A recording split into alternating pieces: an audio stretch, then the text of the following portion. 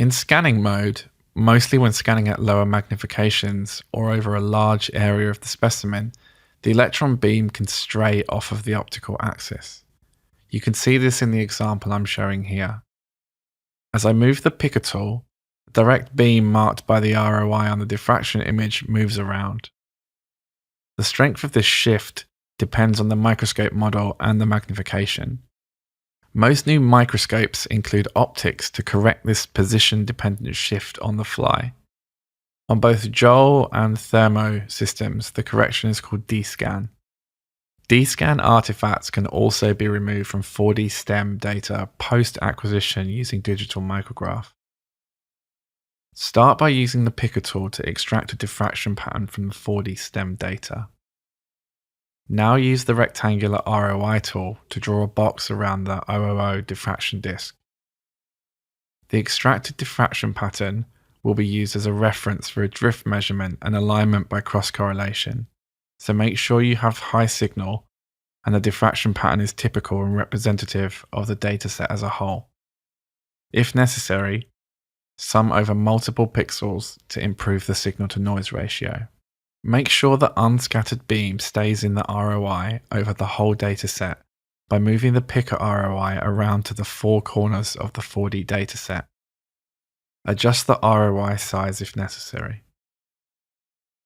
Next, go to the SI menu and click on Align SI by Peak. The selected subregion is cross-correlated with each individual diffraction pattern in the dataset.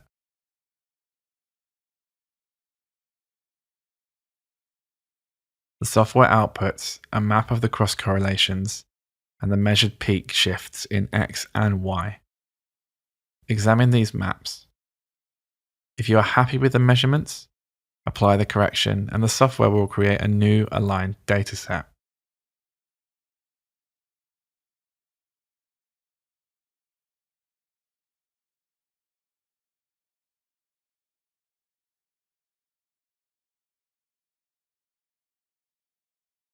Use the picker tool on the aligned dataset to confirm that the peak has been successfully aligned.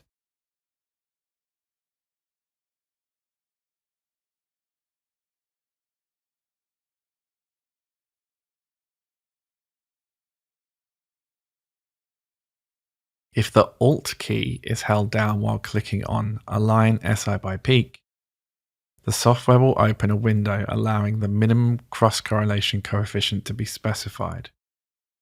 The default value is 0.5. Pixels with cross-correlation values below this selection will be shown in red in the cross-correlation results map.